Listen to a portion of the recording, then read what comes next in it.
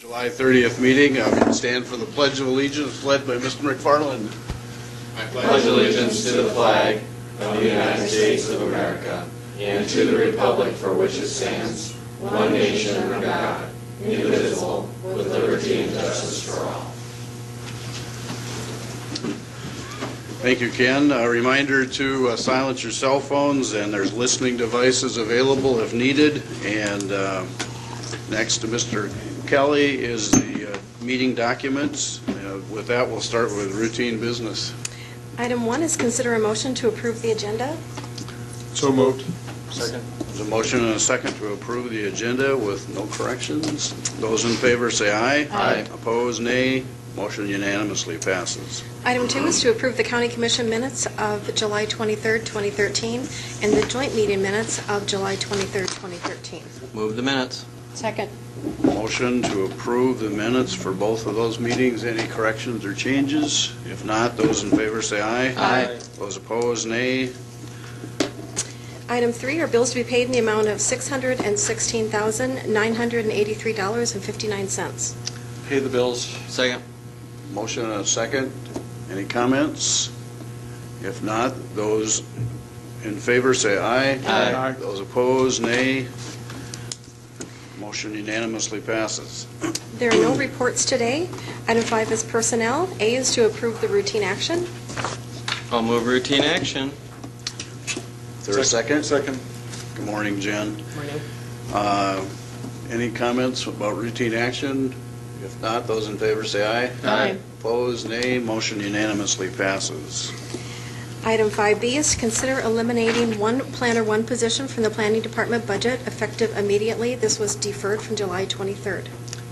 Good morning, Commissioners. Jen Oddix from Human Resources. I believe you've all received a memo on this from the Planning Director, and the Planning Director is here today, as is HR, if you do have any questions. Thank you. Scott, would you like to come forward, please, and give us your explanation? Thank you, Scott Anderson from the Planning Department. Last week I provided you a briefing memo outlining our staffing needs in the Planning Department. I hope I adequately identified all the issues that we deal with, the many ordinances that we need to maintain. In addition, we service the needs of the county. We do code enforcement, and it's my opinion, and I'm providing that to you, that we need those planners to adequately staff our office. In addition, that planner, or one of those planners, is sort of our backup planner for our building official when he is on vacation, sick, or out of the office for conferences or training. We have that planner is also our backup building inspector, so we can handle the building inspections that occur throughout the county. Be glad to answer any questions you have, but we really do need that person to adequately function in our office. Questions for Scott, Commissioner? I guess I Barth? just have a comment. Okay. Well, I would say I agree with Scott that we need that position, and that during our budgetary issues, clearly we were thrashing around looking for savings, and the fact that we were able to squeak through, I think, lets us maintain this position. They're going to be hired as planner ones, and that will save us about $12,000, I believe. 14,000 between the two positions.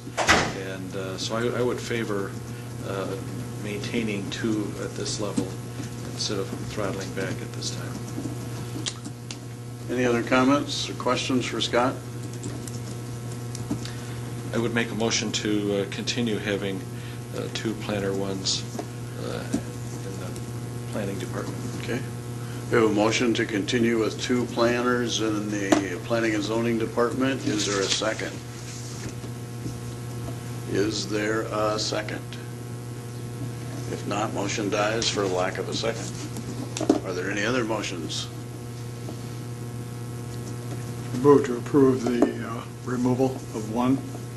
I'll second. We have a motion and a second to remove that one position. Is there a conversation about that? Commissioner Heiberger. I just wondered about leaving the position, but leaving it unfunded at this point. Any thoughts on that? Well, I would think if we see 6 months from now that this was a mistake, where we can bring the position back. If you leave them in there and then you don't fund them, and next year you fund them, and you don't really look at it, I don't think carefully enough. That's just my opinion. Any other comments? Other comments? If not, we have a motion and a second to remove the position from the budget. I think we'll need a roll call vote. Commissioner Barth? Nay. Heiberger? Yes. Kelly? Yes. Pecos? Yes. Benega? Yes. Motion passes 4-1. Thank you, Scott. Next item. We have no application for abatements today. The next item is notices and requests. A notice from the U.S. Board on Geographic Names on opportunity for public comment on proposal to make official the new commemorative name Manning Creek for a stream in Minnehaha County. The stream is located in Red Rock Township. Ken, do you want to make any comments about that?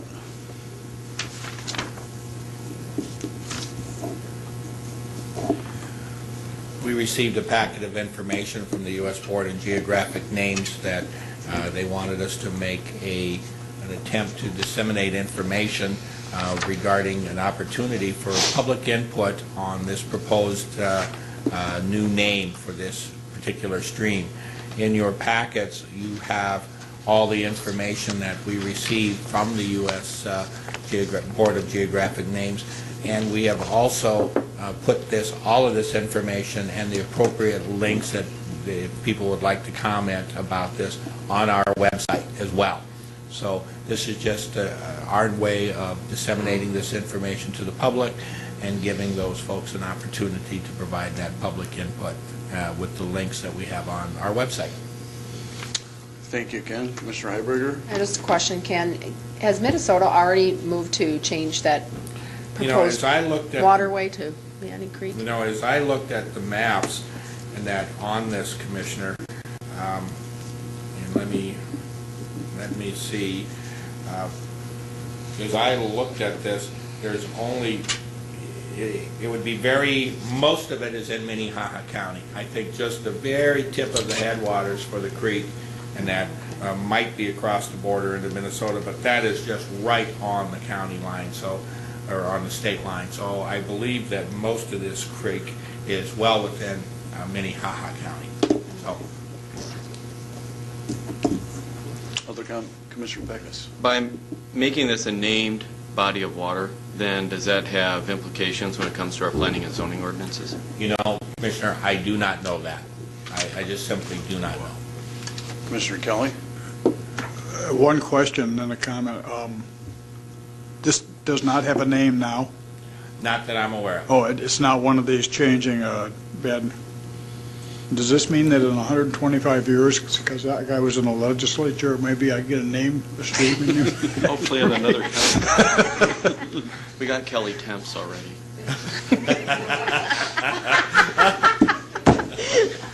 Let's get back to the agenda. Mr. Chairman. Mr. Chairman. If it's going to be another smart comment, no. I just want to say that when we did our drainage task force stuff, we did talk about naming more persistent waterways. As you know, you have to inform your neighbors unless it gets to a named creek or whatever. And so this is the kind of thing which would have some effect on our ordinances. Thank you, Jeff. Any other comments? Nope. This is a public notice, so is there anybody in the audience who would like to make comments about that? It appears not. You need to make a motion then. No? No. We'll go on to the next item. The next item are planning and zoning notices. A is to authorize the county auditor to publish a notice of hearing to consider vacating a public road right-of-way. Pat Herman. Good morning, Pat. Commissioners, Pat Herman for County Planning. This is a notice to vacate a public right-of-way, and I'll read you the legal description for the record. That portion of South Powder House Road beginning at the south corner of Tract 4 of the northwest quarter in Section 9, 101-48, except Lot H1, and extending north to South Dakota State Highway 42 right-of-way in Section 19, 101-48, all lying adjacent to Tracts 2, 3, and 4 of the northwest quarter south of the roadway in Section 19, 101-48, except Lot H1 and South Dakota Highway 11 right-of-way in Section 19, 101-48, all in Minnehaha County. Bruce and Sandy Rosenboom are the petitioners to vacate the section of Powderhouse Road that's shown on the map in red. They are the only property that takes access from this site.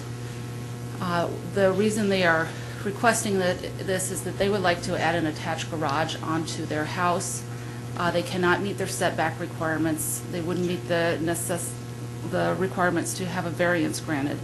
And so they would like to petition to vacate this road. This is in the joint area with the City of Sioux Falls. City engineering staff is also supportive of this vacation. We've already discussed that with them. And so because it's in the joint area, it does require a meeting with the City Council and the County Commission. So today we're asking the auditor to publish notice of a public hearing at 5 p.m. on August 27th, and that is held at the Carnegie Town Hall, 235 West 10th Street in Sioux Falls. And I'd be happy to answer any questions. Thank you, Pat. Anyone have any questions for Pat? Make a motion to publish notice. Second. We have a motion and a second to publish the notice as of on August 27th at 5 p.m. It won't be our only issue. No, it will not. That's right. It worked out to have more than one there. Thank you. Those in favor say aye. Aye. Opposed, nay. Motion unanimously passes. Thank you. Item 9 is petition for compromise of lien. John Peckus. Thank you, Cindy. This is on DPNO 39150 in the amount of $12,084.09.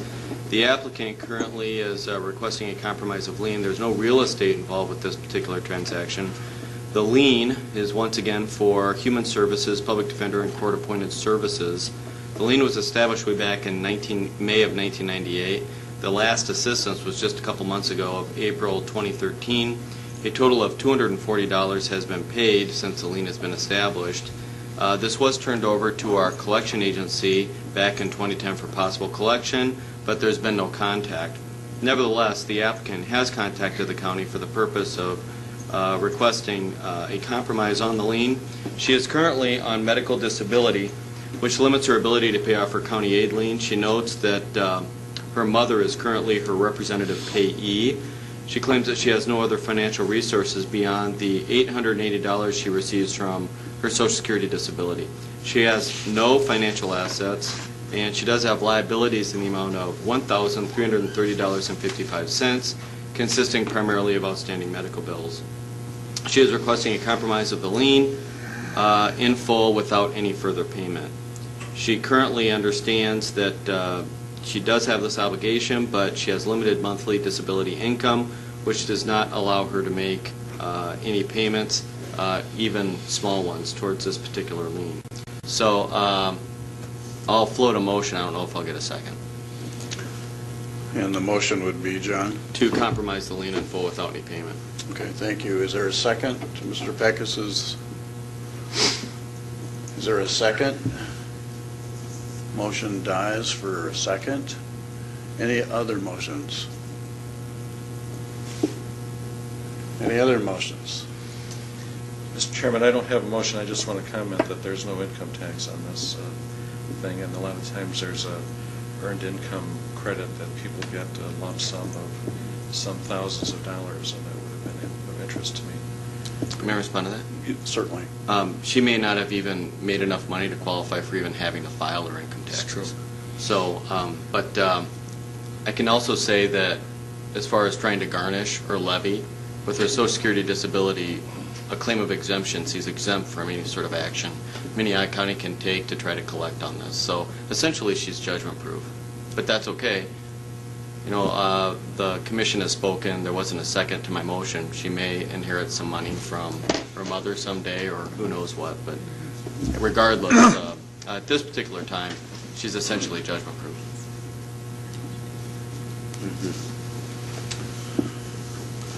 Is there any other motions? We do need a definitive answer on this, so we need a motion. Well, I'll make a motion to take no action. Okay. Second. There's a motion and a second to take no action. Any other comments? Those in favor, say aye. Aye. Those opposed, nay. Motion unanimously passes. Thank you, Cindy. The next item is opportunity for public comment. Good morning. If there's anybody who would like to speak about the Sioux Empire Fair, we would be happy to hear from them this morning. Good morning, Scott. Good morning, Commissioners. Scott Wick, Sioux Empire Fair. Would like to start off by thanking you for your continued support for the 2013 74th Annual Sioux Empire Fair. And as we move forward, on your desks you have our new coffee mugs and some pop or water bottles and some passes to get in. The forecast is looking, actually I never thought I'd say this going into August, it could warm up a little bit. We're talking low 70s on a few days and down to 58 at night. But as far as rain, we've had rain events the last 2 years, so it's looking pretty good going forward the next 10 days. And checking the country music charts, the number 1 and number 3 artists are Kip Moore and Hunter Hayes, and they're both going to be at our fair. 4 free shows. So we kick off Friday night with a sneak a peek. The rides are getting built right now. And then we move into concerts starting Saturday, the 3rd through Friday the 9th. And then the 10th and 11th is the PRCA Rodeo, which is also free with a $7 paid gate admission. So we invite you to come out and enjoy the rides and the food and have some fun. Thank you, Scott. Any comments? I'd just like to thank Scott and Joe for all their hard work, because we all know the history, and over the last few years you guys have done an incredible job in turning it around, and we're very appreciative of your efforts, even if you don't hear that often enough. So thank you for that work, and Joe, thank you for also in your support. So if not, is there anyone else that would like to make a public comment? Thank you. Mr. Chairman, Commissioner? I plan to be there every day, and I hope to see you there.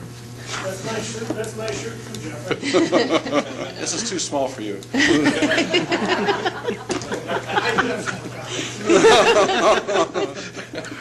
We all do, but we're not going to make them.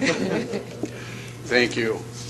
If not, we'll go to the regular business agenda. Item number 10 is consider a motion to authorize the county treasurer to enter into an agreement with Data Systems Incorporated for hardware, software associated with the replacement of cash registers in the treasurer's office. Pam Nelson. Good morning, Commissioners. Good morning, Pam. You kind of know a little bit about my problem, but not a lot, all of it. For the last 3 weeks or 4, we've had troubles with our cash register. And apparently our cash registers are about, they're less than 4 years old. But the company who made these cash registers is now out of business. So finding parts for these cash registers is not possible. They couldn't get them anywhere. They tried, the closest part they had was in Germany, and then when they went to get it, it was gone. So they're basically, the cash register are obsolete. What we were told was the tendency in the country right now is to go to a point of sale where you have a computer and a cash drawer instead of a cash register. Most treasurers in the state of South Dakota have point of sale and don't really use cash registers. We would have to, for our office, use a fairly significantly complicated cash register, so there's only like 1 or so to choose from. So because we need the report by department and by clerk, so you can get a final report, because we have to balance to all the state records. And we have like 3 departments. We have product sales, we have motor vehicle, and we have property. When we looked for bids, we looked for cash register replacements. I kind of liked them, but I guess I have to move on with technology. We have 2 options. You can find a cash register. The option with the cash register costs about the same amount of money as the other, about $26,500 to replace the cash registers. The problem with replacing cash registers is the life is only 3 to 4 years, and there's no guarantee that the companies making them are still going to be in business, because all retail people, grocery stores, other stores are all going to point of sale. So they're kind of obsolete, especially if you need complicated cash register like we would have to have. They prefer then to go to point of sale. The life expectancy is about the same. If you bought the cash registers, and we do have a deal, they're about the same amount of money, $26,500 over, but we'd have to pay 50% of the cost of those cash registers when we order them, and the other 50% when we receive them and they're installed. That also does not include any maintenance, and you'd have to pay $80 an hour for them to service it, and the cost of the parts. Currently in our Treasurer's Office budget, we have a maintenance contract for the cash registers. It costs us $4,200 a year. Under the proposal, under our first option, which would be to do the point of sale, the cost of that program is about the same. It's about $29,000 some dollars. It's $29,600, and that includes the maintenance for the 6 years. It would require $493.33. It would be $4,933.33 a year for the new point of sales. That includes the computer, and it also includes using the current readers that we have. It would also require, though, that we do $3,000 worth of wiring.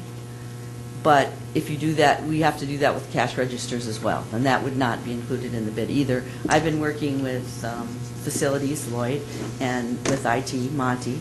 They've, at least Monty has reviewed the bid and was in on all the discussions that we've had about these cash registers versus the point of sales, because I knew it would impact the IT budget and the IT maintenance and all those kinds of things. I think Monty can speak for himself, but I think he believes that, as I do, that probably going to the point of sale with the cost of about $4,933.33 a year is the best route to go. That way we have free maintenance, free parts. They're responsible for them. It's a lease kind of a situation. They have said they've never done this before and offered this to anybody else again, but they felt a little bad that 3 years after we buy these things, we can't get parts for them. We also are a customer that they can depend on. A grocery store or any other kind of store might be out of business tomorrow, but we're still going to be here. So they felt that the lease was a fair option for them and for us. So I guess I'm asking, because of the amount of money, it required commission consent. So I guess I'm asking you to give me a clue about what you want to do. I think if we go with the point of sales, we already have budgeted for this year the $4,200. That would mean about $733.33 more money that I have to find in my budget for those. And I think we can find that. If we don't, we're going to have to ask for a supplemental budget. But right now it's looking good. We think we have it. Monty's been willing to help us with the wiring issues to the tune of about $3,000. I think he's gotten some bids. And then we would also be required to have, either if we go with cash registers or point of sale, we'd have to have another $3,000, about $3,000 worth of battery backup. That protects their equipment from damage, from electrical problems. It also would protect our existing computers in our office from other computers and the rest of the network from. And I think we can also find that in our budget. But if not, at the end of the year, I'm going to have to ask you for a supplement. So I guess I need some guidance. Yep. And Thank you, I'd Pam. answer questions. Does anyone have any questions for Pam? Commissioner Peckus? Pam, you've been really good. I'm your liaison commissioner with keeping me informed of your progress. And I understand you already have 2 registers that are down. Yeah. And so, when you think about the windows that we have access to, we got 10 windows. And 12. so 12. So if you do the math, obviously we're eliminating the number of opportunities people have to get access to get their work done because we have cash registers that are down. I believe that it's incumbent on this county to give Pam the tools necessary to provide the kind of customer service that I think our citizens deserve. So I'm going to say go with the lease option. Okay, thank you, John. Any other comments? Mr. Chairman, Commissioner Barth? does our legal department have an opinion on the contract? On which contract? The cash register? Yeah. Yeah, I don't see anything, no concerns with that. Monty or Lloyd, do you have any comments that you would like to make?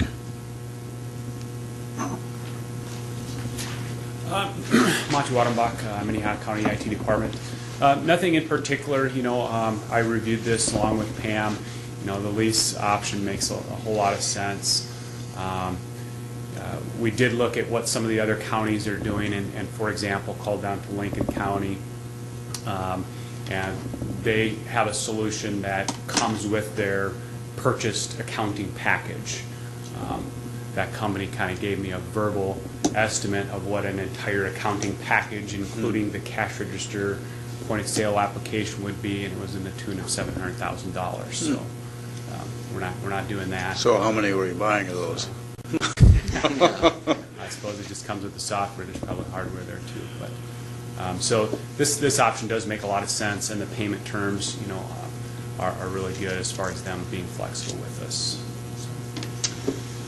Commissioner Kelly? Well, not a question, but I'm glad to see the Treasurer's Office doing this. I think point of sale is the way it's going now, and I believe this is going to offer some more opportunities down the road of expansion where the cash registers are pretty limited. So I would certainly support this thing. Thank you. I'm not being completely facetious about the accounting issue because in our audit report last week, we heard a little bit about the need for a software upgrade, which was probably going to be even higher than that. If you have any time to ever look at software packages from other locations that may in fact be part of a process that we need to consider down the road, I think that needs to be part of the conversation, because right now I think we're behind the 8 ball with what we have existing. It's kind of getting off from Pam's subject, but if there's pieces that integrate with other pieces that make it labor efficient, I think we have to look at that. I'll just speak on that real briefly and then get out of here. Sorry. But, I don't feel that we've ever had the opportunity, if you will, to look at those large, expensive projects in my time here. But what I can say is, we're doing the best with what we can, and we are making improvements on that. There's some of the departments that are using some of the tools that we've created exclusively, and there's still room for improvements there. So we're working with what we have, trying to make some of those improvements.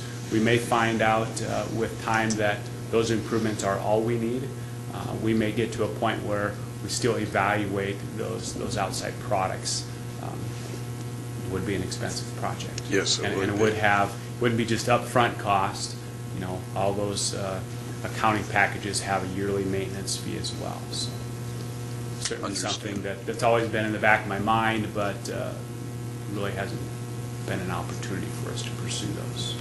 Thank you, Monty. Commissioner Barr? I'd make a motion to authorize Treasurer Nelson to enter this agreement. Second. Thank you. We have a motion and a second to enter into the agreement for the purchase, lease, I guess. Anyone has any other comments, questions? If not, those in favor say aye. Aye. Opposed, nay. Motion unanimously passes. Thank you, Pam. Thank you. Item number 11 is consider a motion to approve change order number 1 for a deduction of $2,334.20 to the contract with Asphalt Surface Technologies for Project MC 140MS-13, microsurfacing on County Highway 140. Ken McFarland.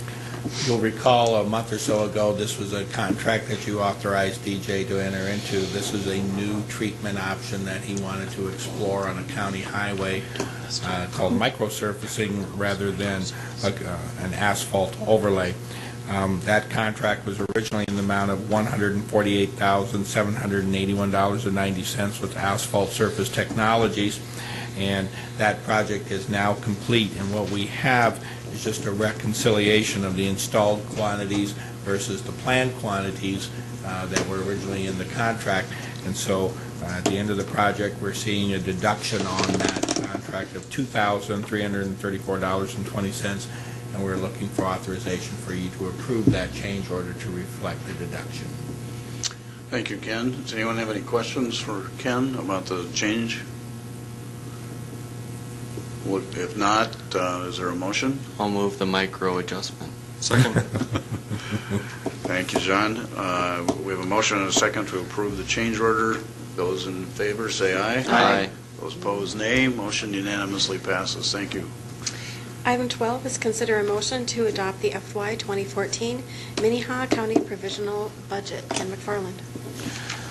Commissioners, and that you have before you the FY 2014 provisional budget, and according to state law, you need to adopt a provisional budget before the end of July. The FY 2014 provisional budget that you have before you right now stands at $68,671,401. This budget is supported by revenues that really include a sluggish, what we'll call 1.92% growth in property taxes due to new construction, and a 2.1% CPI adjustment that's allowed within the property tax limitation statute.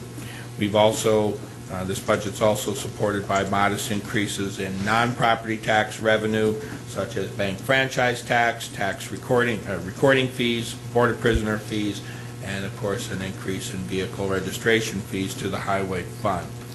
The provisional budget right now includes 3 grant or temporary positions that were currently on staff for 2013, and you are continuing to authorize those as permanent full-time positions for 2014. And those include a deputy state's attorney, a deputy public defender, and the coordinator for the juvenile detention alternative. The provisional budget also has 2 new positions, which include a human services caseworker and an engineer in the highway department. And we have 5 proposed correction officers and 1 proposed deputy sheriff sergeant in the jail to reflect our ongoing conversations about implementing a sobering center. Final decisions on that concept hopefully will be made prior to the time you adopt your final budget. But for now, those positions are in the provisional. The provisional reflects a 1% increase in the county's pay plan for full and part-time employees, along with the normal step increases of 2.5% in accordance with the parameters of the county pay plan. By law, you also have to conduct a scheduled public hearing on this proposed budget prior to final adoption, and that will be held at 9:15 a.m. on Tuesday, September 3rd. That's the required public hearing date on the budget, and then we will bring the budget back to you for final adoption on September 24th of 2013. And that we have told folks that you may choose at your discretion to hold additional hearings if there are further tweaks that you would like to do to this particular budget prior to final adoption. But as it stands right now, it's in pretty good, in the format that you would typically use to adopt it in the final budget. So, thank you again. Anyone have any questions or comments? we do have a copy for the media and for anybody here in the audience of the press release that contains this information as well. Chairman Benega, I believe you have them up by your desk. Any other comments? Commissioner Heiberger. Just a comment that not only has this board spent a lot of hours looking at the budget, so have department heads and the auditor's office has spent a lot of time working on this budget to try to stay and live within our means, which is not very easy with limited finances. And I think we did a good job of trying to put the numbers back together again this year, and so I will be supporting this provisional budget. Thank you. The one thing I would like to point out, and I'm sorry, is if you take a look at the means of finance page, which should be page 4 of the documents on your iPad, I just do want to draw your attention that we did keep the cash applied, and the final numbers, once payroll was run, the final cash applied number is under the $3 million, which was your target goal. It's at $2,964,732, and that so we did keep within those parameters. Thank you again, Ken. Any other comments? Any comments from department heads before we talk about finalizing this provisional? I'd like to reiterate what Commissioner Heiberger said. Obviously, the people up here spent hundreds of hours reviewing tons of documents, but most importantly, the department heads have created budgets that were pretty austere in most cases, with rapid growth in public safety and very limited growth in revenue sources, with property tax revenues as the main source. It was a crash course, unfortunately, that needed to be pursued. So to the department heads, I do appreciate everybody's work, because frankly, I know it wasn't any easier for you than it was for us, and we are appreciative of that, and I know how much time you spent doing that. But life will go on, and we will make it as positive changes and hopefully support the needs of the community and the county as well as we possibly can. So thank you, Ken, for your work, and Darlene and Rich. You guys were incredible during that process, because the night after we finished this, we had provisional budgets on our in a draft form the next morning. So thank you for doing that. That's above and beyond. Any other comments? It's a public hearing. Do we have to? No, this Oh, it's is, not? you can solicit comments, but it's not a, quote, public hearing All right. requirement. And That no- comes in September. Yeah. All right. Is there a motion to approve the 2014 county provisional budget as presented? I will move. I'll second. We have a motion and a second. Any other comments? Well, I'd just like to comment very briefly that you're absolutely right with the amount of time that we spent in regards to this particular budget, and I can also say that in the last budget hearing, I tried to refrain from getting too philosophical with our discussion, but I can say that, you know, everybody's sitting there commenting about sequestration and how it affects everything, and quite frankly, the result was that it hasn't affected a lot of people directly, but I can tell you where it has affected local government, right here at the county level. Our law enforcement, we have a lot of federal grants that the money that we use to fund certain positions and programs has been greatly affected, and last year we opted out, and you know, as Commissioner Chairman Benega indicated, that money's gone.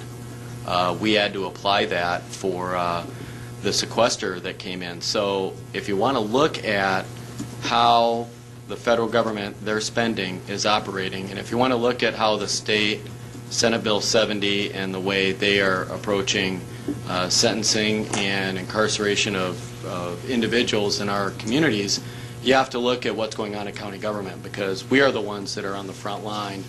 And this budget I support, but I also want to say that we took some actions that downsizes government quite a bit. We just eliminated a position in planning, which, you know, 2 years ago we wanted to expand our attempt at trying to enforce under our comprehensive development plan not only drainage but also our requirements under our zoning ordinances, and now we're contracting that. Why?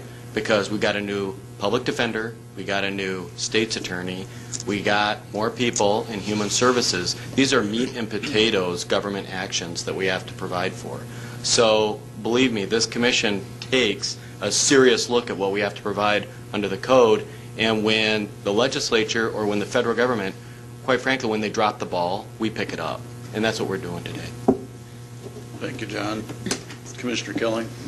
Well, since about the middle of July, we've cut about $1.2 million out of the cash applied number, and with the help of the department heads and everybody else, I think we were able to shave this budget down to where we're in good financial position, and we will be in a good position if this economy would happen to tip over again. But otherwise, we will have a little healthier outlook going into 2015, 2016. So I think everybody used good judgment. There was a lot to cut from the beginning, but you know, there's a little pent-up demand there that we just had to weigh and work with. And yeah, there were some hurt. Some people are going to feel pain a little bit, but that's necessary if we're going to keep a county government that's solvent and and still doing the job that it's supposed to be doing. Thank you. Any other comments? If not, we have a motion and a second to approve the provisional budget. Those in favor say aye. Aye. Those opposed, motion unanimously passes. Again, thank you very much. Item 13 is consider a motion to approve the following resolutions for submission to the South Dakota Association of County Commissioners for legislative action. Ken McFarland. Commissioners, back in July, you identified originally 7 legislative topics or matters that you wanted us to prepare resolutions on for consideration for submittal to the South Dakota Association of County Commissioners for possible inclusion in the association's legislative platform for next year, for 2014. The bylaws of the association state that resolutions that are to be considered by the association at convention must be submitted to the state office prior to August 1st, so 2 days from now. And that typically the next step, once the resolutions then are submitted, they will go to the resolutions committee of the association, and it's out of that committee where they would do some further weeding, that resolutions then are forwarded to the full body for consideration at convention. And that, of course, happens in September.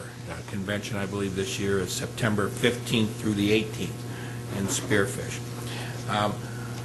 From the 7 resolutions that you initially talked about through the investigative process and further review, we're bringing forward 5 of them back for your consideration. The other 2, one on bridge and weight limits for law enforcement and emergency vehicles. The emergency management director had requested that we not pursue this one simply because there's some more research that he felt was necessary on this particular one.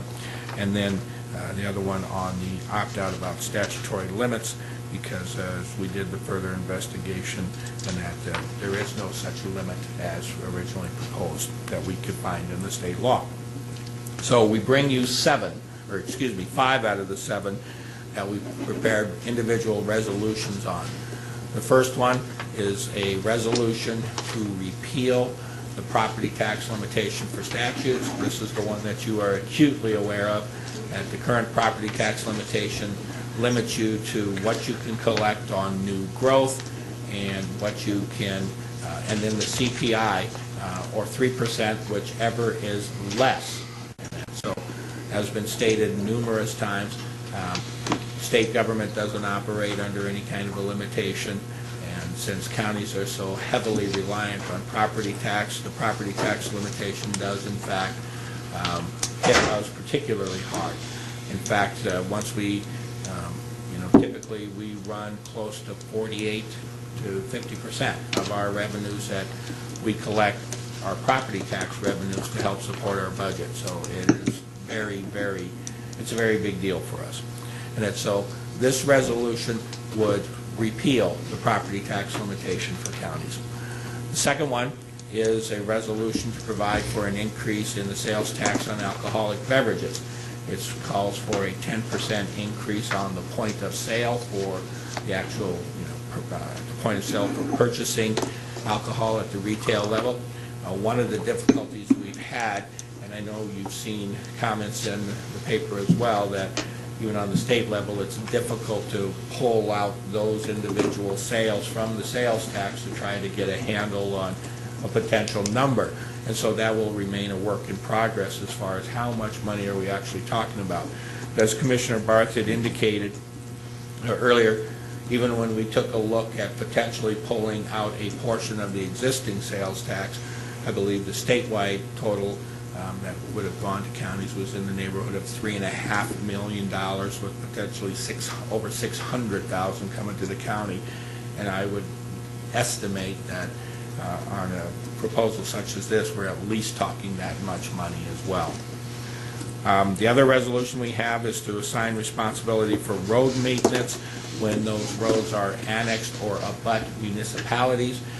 We do on occasion run into issues when we have municipalities annex and take in a portion of a county road that runs through their jurisdiction or is abutting that road, and that and so the statute is really not very clear. It's very clear when it happens on townships and where, the responsibility lies, but when they abut municipalities, we are not quite as, the statutes aren't quite as clear. The other one is a resolution, if perhaps, the resolution to repeal the entire property tax limitation fails.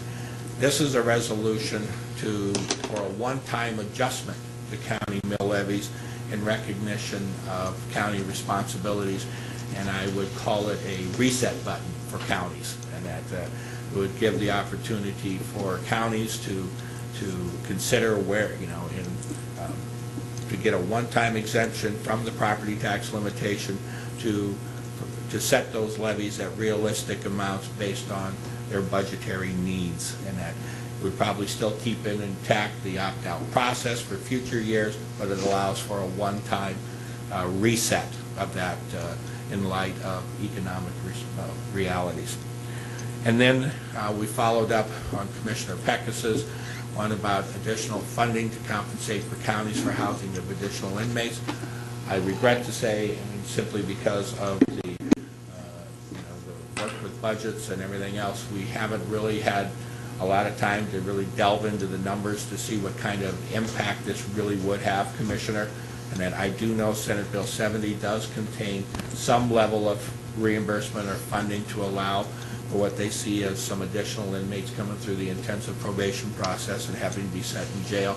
But beyond that, I apologize, we just have not had the time to really delve into this very deeply. And that, so those are the 5 resolutions that we bring for your consideration. Again, if you pass any of these, they will be forwarded. We'll need a certified copy of it, plus a copy of the minutes, and that which will be forwarded up to the association office. And the next step then is to be reviewed by the association's resolution committee. And they'll go to convention. Thank you, Ken. Anyone have any comments? Commissioner Kelly? Ken, the deadline is, August 1st. which is, what, 2 days away? Yes. They just have to be in the office by that time. Well, but there has to be a fair amount of documentation with it, does there not? And that the documentation just needs to be there when the resolutions committee itself meets, which is typically by the end of August. And so any other further documentation that would be required, we would take those with us to the resolution committee. Because I think, I support the increase in the sales tax on alcohol, but I think we need to have a lot of numbers, because one of the arguments that's going to come up, of course, is that Minnehaha County gets most of the money. And we've got I think the numbers have to be there, though, to prove, because that's going to be a tough sell at the level of the convention. And we have the spreadsheets that have been done on former proposals, again, to do a cost share of the existing tax, the nickel a drink, and that. So we've got all of those kind of documentation to show what those are, and then how they would be split amongst the counties. The difficulty in here is trying to peel out a sale of one particular product as from a whole variety of products that are under the auspices of the sales tax to try to run that particular number through the formulas. That's the difficulty. I really think that the difficulty in Pure is getting them to, I think they know the numbers. I think they're reluctant to give them to us. So. And I think somehow that's going to we're going to have to pull out of their numbers that I'm sure they, with all the computerization and everything else, And we have the spreadsheets where we can run, once we identify the number, we can run it through our formula basis on the spreadsheets. And typically, past formulas and what we've done with that is based on a percentage of not only population, but total valuation as well for total valuation for the counties, and that's typically how they've been split out. One other question. Has a resolution committee already been appointed? I believe it has. I mean, the resolution committee is a standing committee of the association. The membership rotates. They usually have a membership from each of the commissioners' districts that are on the committee, so that there's a broad representation from around the state. And so each of the commissioner districts, and I believe there's 8 of them, I want to say, 8 districts that are represented on the committee. Thank you, Ken. Commissioner Barth? Thank you, Mr. Chair. Commissioner Kelly, you'll be going out to representing us on the South Dakota Association of County Commissioners Board of Directors, and I think the day after that group adjourns is when the resolution committee meets. I think that They have might their be, first crack. and is that August 9th? Is that the? I have to check, Commissioner. I just have to verify. And I guess if I might continue on that alcohol issue, it's interesting that the 2 entities which do collect sales tax on alcohol, the state and the municipality, specifically of Sioux Falls, both have a surplus in their budget. Now, I happened to talk to someone in an executive office in Pierre about this, and they attributed it to the fact that they are so good at budgeting, that they have a surplus. And I know that probably today is not the right day for me to ask Mayor Huther for $3 million, but that would be another alternative, would be to redistribute the existing tax to those of us that are incompetent at budgeting. And that existing tax, again, the existing tax, by our last estimates, would generate somewhere in the neighborhood of $3.5 million, if I remember my math correctly.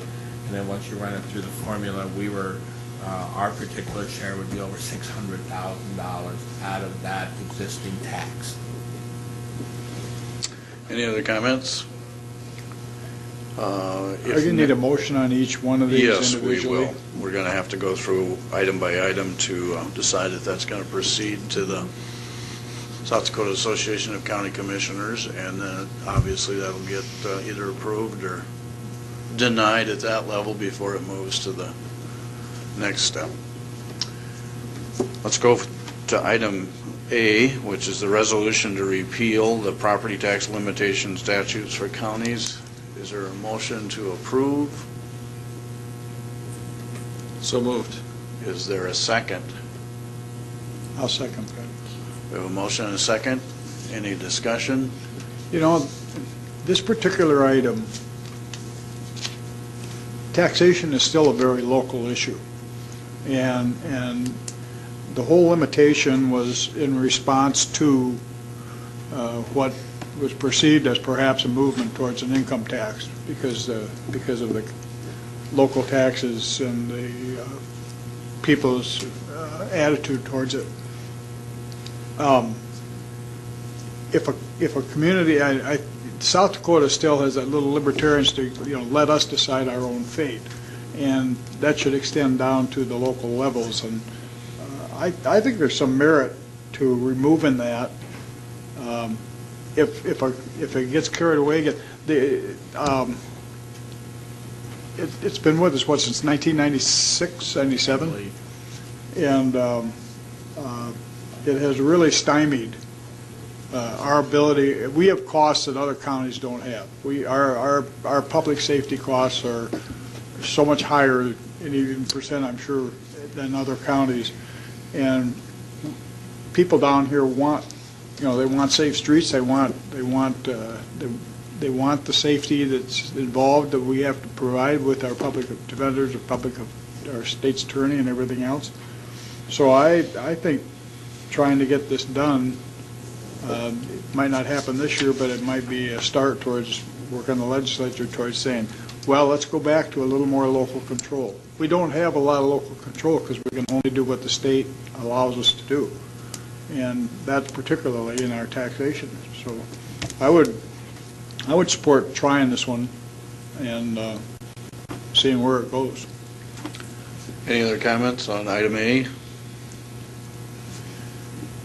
Commissioner Heiberger? I'll support it. I don't think it'll go anywhere, but maybe it'll send the message again to Pierre that we're having trouble, and because of limitations they've set on us, we continue to have financial difficulties. Any other comments? Well, Commissioner? there has been a concerted effort on the part of the state, and it's very incremental in its growth. But, for example, just a few offhand comments. We needed an adjustment of our 911 surcharge from, I believe it was set at 75 cents. We wanted to raise it to $1. Lo and behold, we went and we took it to the legislature. After much wrangling with the legislature, the solution is that that money now goes to PEER, and they decide how much we get back, which I think the net result was an increase of $8,000 last year, which shocks the effort that this county put together. But the interesting point is that the state kept the money. Property tax reform. This board was charged with doing property tax relief. Once again, we redid the entire statutory structure related to ag valuations. Now, magically, the information goes to PEER, where the agronomists determine how much your land can actually produce. They shake it up in the black box, and they tell the county, this is how much you have to charge them. Once again, we see it siloed from the state. This example of property tax limitation is interesting because when you look at the way the state has approached many of the challenges that county government has to fund, amazingly, I see it being siloed at the state, and then they tell us what we're going to get out of it. There's been a huge change and a shift from being a partner with the state, working hand in glove, to being the recipient of what the state's willing to give to us, why they keep the money. You figure it out. This county commission has been very, very frugal with its budget. We've only had to opt out when we absolutely have to. This property tax limitation has created huge burdens that the people of Minnehaha County have been having to deal with. And for example, with all our property tax increases, I think I voted on 5 since I've been here in the last 12 years. Of those 5, only once did they take out petitions. That's how austere and frugal we are with our particular budgets. Believe me, counties are disproportionately affected than, I would say, the other entities out there that are having to deal with it. And I think that it is time for us to take a look at that property tax limitation. And Dick's the conservative Republican. He seconded the motion. I'm a conservative, but I'm telling you, when it comes to meat and potatoes, county government is where it's at. And it's been an interesting challenge on the part of county government to meet our obligations statutorily under the property tax limitation. And I know what the legislature is going to say. We give you an option. It's simple. Opt out. Raise everybody else's taxes. Well, how many times have you heard the legislature up in Pierce saying, we're going to raise everybody's taxes this year? No, they found the scapegoat, and it's by collecting all the money in Pierre and then letting the county go ahead and raise your taxes. So we are the scapegoat. So I do think that it's time for us to take a look at that. Thank you, John. Any other comments? Commissioner Barth? I do think it will be tough to get this, but if we don't ask for what we want, we'll never get it. And I think that with that 911 increase, I'm sure that they completely pointed the finger at us and said, we're doing it for them, even as they stuff their pockets with the money. $8,000. Other comments? If not, let's vote on item A. We'll do it by roll call, please. Commissioner Barth? Aye. Heiberger? Yes. Kelly? Aye. Pecos? Aye. Benega? Yes. Motion unanimously passes. Item B is a resolution to provide an increase in the sales tax on alcohol beverages. Move approval. Second. We have a motion and a second. Other comments? Well, Commissioner Pecos? I enjoy a nice alcoholic beverage, and I'm willing to pay an extra 10% to enjoy it. Commissioner Barth, you got a comment? I've made so many on this issue. I'm afraid to open the dam here, or it'll just go rushing out. But clearly, it's the right thing to do. And if accidentally it discourages alcohol consumption, too bad. People should drink less and work more. Said the Democrat. Other comments? Interestingly enough, I will say that I had a discussion even yesterday with a very conservative person, and he indicated to me that he thought that if the legislature wasn't willing to address our public safety issues with alcohol tax increases, that we ought to start a petition drive. He said, I think you sell that in about 3 minutes when you start talking about the growth in public safety issues, especially here in Minnehaha County. That's double-digit every year, and how that's affecting our budget, even if we don't know how to budget, according to some people. The issue is that there's probably enough tax dollars in the system. It's not appropriated correctly, because two forms of government have significant increases for year after year after year after year, and we always have to cut when we get double-digit increases in public safety issues. So there is a train wreck at the end of this if we don't start doing something about the need for covering our bases and making this community and this county a public safety issue. So, Commissioner I Ivory. think John's first. Well, I was just going to say, you're absolutely right, but what I'm sure Ken would remind us all is that they got us cut off at the pass because the state legislature made sure that we can't do a petition drive. As we can as private citizens, but not as a commission. We can't expend any public funds for that petition. I understand that, but we'll talk about that later. We know where to stand at the courthouse to get signatures. Yeah, exactly. Any other comments, Commissioner Ivory? I was just going to comment that as we continue to squeak by on the small amounts of money we have taken all the money or most of the money from the nonprofit organizations that we have funded over many years that the state no longer funds. One that I'm thinking of is the Conservation Department, which I believe Ken told me this morning. We used to give them approximately $40,000 a year. They can hardly make their budget work anymore. They've cut staff, they cut programs, and they're not the only ones. You look at every one of those nonprofits that the county used to help support. They're no longer getting support from us because we've had to pull back our donations to them in order to run our own programs and our own stuff that's suffering. Well, Commissioner Peckus. If I can kick this dead horse just for one more minute. Compass Center, classic example. They used to get money from the state to help fund their, it was their domestic abuse program, where individuals that were actually convicted of domestic abuse had to go through their program. They have a 2% recidivism rate, 2%. So when the guys go through that, or the women, they don't commit that again. State cut their money. Commissioner. Interestingly, the number of the nonprofits that we support are probably there because of the result of alcohol-related incidents to begin with, and it's an issue that's got to be faced. And I think even the potential of a petition drive, even though I hate to see all these these initiated measures, but that's one of the rights we have, and if the legislature doesn't move, that's an option we have. Other comments? Commissioner I would Barnes? just say we have a representative from the Glory House here right now, which is getting zero funding from us. And perhaps Dave would like to say something? Maybe not. Well, Dave, you'll need to come to the mic, please. Dave Johnson, Director of the Glory House here in Sioux Falls. Well, I think you've pretty well summed it up. And I'm sure ears are open about petition drives and the need to actually drive or bring in income, because you're exactly right, Commissioner Kelly.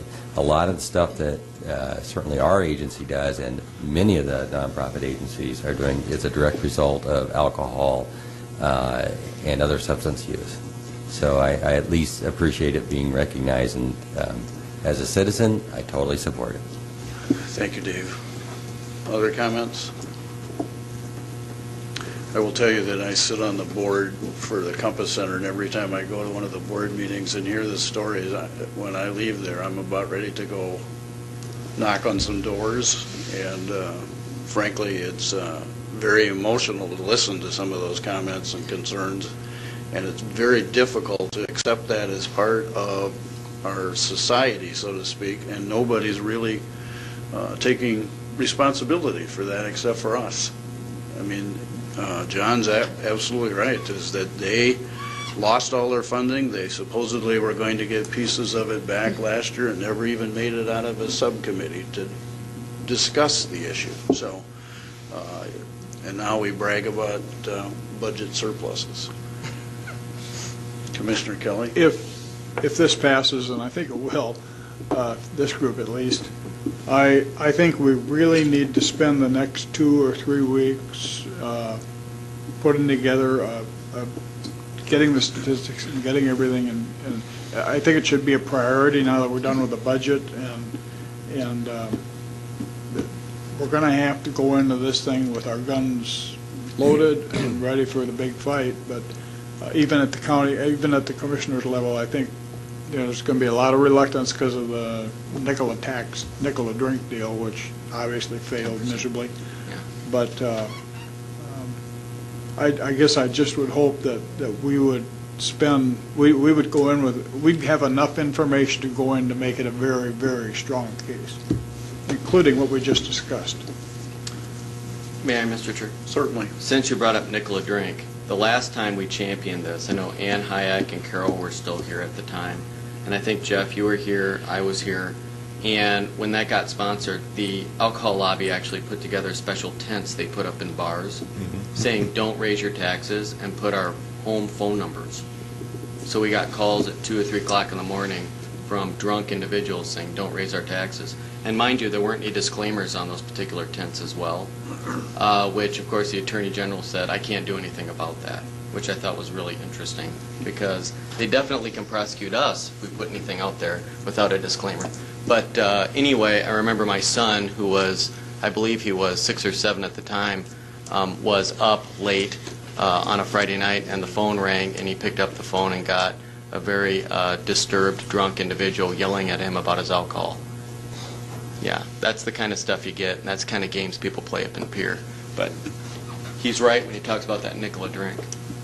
That's what happened. Right, Jeff? I was lucky as a new commissioner, they still had Jim Sweep's phone number. That's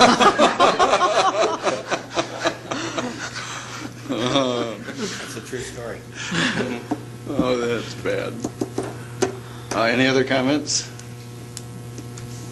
If not, we will take a roll call vote on item B. Barth? Aye. Heiberger? Yes. Kelly? All right. Pecos? Aye. Finnegan? Yes. Motion unanimously passes. Item C is a resolution to assign responsibility for maintenance of roadway adjacent to municipalities. Any conversation? Any motions? Make a motion to approve. Second. Motion and a second to approve item C. Now any comments? Commissioner Heiberger? I think this is just cleanup work to make it clear as to who's responsible. Absolutely.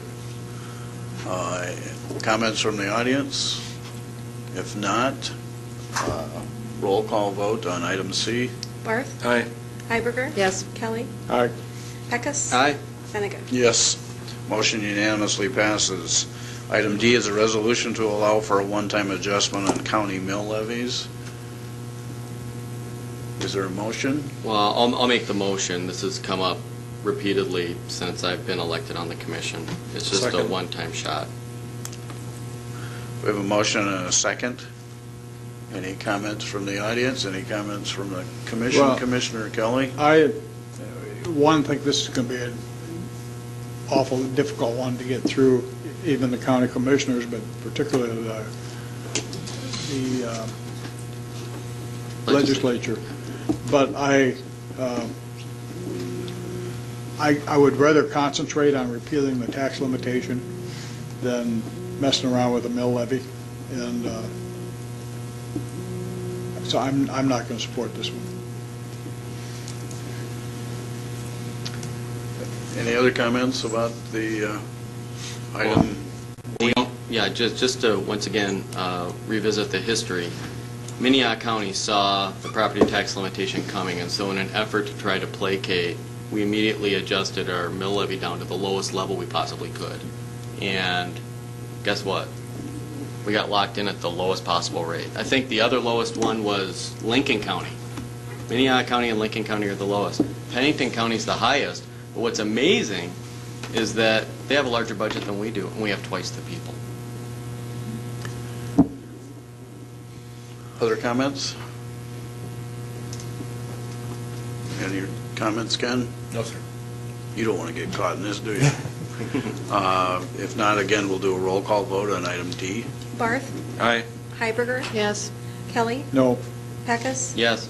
Benega? Yes. Item E is a resolution to provide additional funding to compensate counties for housing of additional inmates. Is there a motion? I'll make the motion. I know there's no real resolution out there, but this is something that a circuit judge pointed out to me. Second. Second. We have a motion and a second to approve item E. Other comments or explanations? John, do you have any other comments? Well, I know that we have a group that's meeting that you and Commissioner Kelly sit on, and I know it's an attempt on the part of the Sheriff's Advisory Committee to go ahead and try to look at ways of dealing with the explosive number of inmates that we're going to be receiving. And I know the DOC said you can expect up to 90 inmates. Where that number came from, I don't know, but that's what the indication was. And so when you're thinking about beyond 6 months of housing felons up to a year, that extra 6-month time span would have been on the state budget.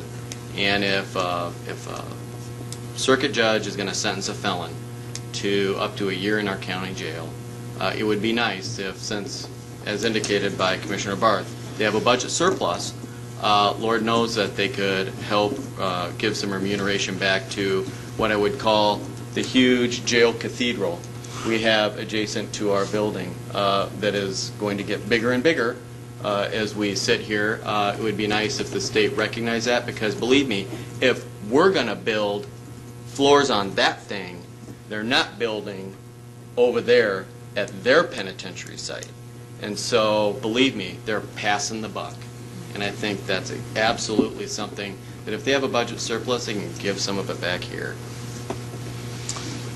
Other comments? Commissioner Kelly? Well, this is one I think would be better work through the governor's office, trying to get some support there. I don't think it's got a chance, and heck, we're to pass. But there is some reimbursement in the Senate Bill 70. It's going to go away, and somewhere maybe we can make conversation with the governor's office, particularly because our situation is unique, I think, to the state, or more unique than anybody other than Pennington. And if you're going with too much stuff, this one they could probably throw out. But I will not support it because I don't think it will go anywhere. Commissioner Pecos? Now, we do have agreements with the state, for example, in relationship to their work release program out of the penitentiary. They pay us well over $200,000 to administrate work release through our particular county corrections center. But as what was indicated in the budget hearing, if we're moving away from work release and we're moving away from a county corrections center system altogether, the state's going to have to figure out how they're going to come up with their own work release type situation or trustee situation. Well, that's another $200,000 to our bottom line that isn't going to be there. Other comments? Commissioner? This is a frustrating one simply because it's so new. I mean, Senate Bill 70 is a new thing, hasn't been fully implemented. We haven't seen the full impact that it may do. And that, I know one of the great fears that the commission expressed even at the start of the discussion on Senate Bill 70, that it might not concern us so much if it weren't for the fact that we're full already. I mean, our facility at the jail is full, our correction center is full, and it's because of the fact that we're full that any kind of influx that is coming from new legislation that you can pinpoint to that puts more cost on us. I mean, that's burdensome on us. But you're right, we don't know exactly what that full impact will be until this thing is up and roaring. So it's tough to calculate, and it's tough to get a handle on that. But I have no doubt in my own mind, and I share Commissioner Pecos' same concerns, I have no doubt in my mind that I've seen this before. I have seen where, the state has advocated for something and it eventually becomes a county responsibility where we end up holding the bag. I mean, I've seen it. I've been doing this job for 35 years, and I've seen it time and time again. And so there is a sense of frustration and a sense of the unknown when we deal with things like this. Commissioner Peckus? Well, and if I may be so bold, I do think that if you like Texas Hold'em, you're going to love Senate Bill 70, because the way it works is this way. Our circuit judges, state employees, they have the option of sentencing our felons to the South Dakota State Penitentiary. Circuit judges will sentence our felons, at least before Senate Bill 70, to the Minnehaha County Jail, because I've heard it directly from circuit judges, from their mouths, the ones that are doing felonies, the ones that are doing criminal cases. I'm going to sentence them to 6 months in the county jail, and then I'm going to authorize them to go and have work release so they stay at home, they're making their payments, because Minnehaha County has that option. And they know as state employees there's no room at the pen. They don't have room. So they'll send them to our jail. Why? Because they're here in Minnehaha County, because most counties don't have jails. So they use us as a safety valve. With Senate Bill 70 coming in, we're getting more people at the door. We're just upping the ante. And as we up this ante, going higher and higher and higher, the fallout is just what Ken's talking about. We are the ones that are going to have to accommodate this. We can either deal with it now, or we're going to have to deal with it later. But if the sheriff is sitting there saying, I want to get out of work release, the state relies on Minnehaha County to administer their work release program. That's upping the ante even more, because now we got circuit judges saying, I'm going to send them to the jail, because then they can get authorized for work release. If we take away the work release option, that's going to be something different from the circuit judges that they're going to have to consider. So we're removing options from them, and we're shoving more people into our system. That's upping the ante even more. We're creating a really interesting problem, and we're going to have to deal with it either now or in the immediate future. Mr. Kelly? Well, I agree with John. It's going to happen. The trouble is, if we have an appropriation, if we have a specific number that's going to last for one legislative session or for one term, you can't commit the future legislators to an agreement today. Give us the resources. Just give us the ability to handle these problems, and which the liquor tax, for instance, would be a resource. We need to have the ability to fund, to do what our job constitutionally is. The best example I could give to the public to understand the frustration that counties face in this matter, and you've seen it all through budget hearings. There seems to be all sorts of money to give the state and the cities money for saturation patrols, to give money for checkpoints. So when all that stuff happens, then those people come to us.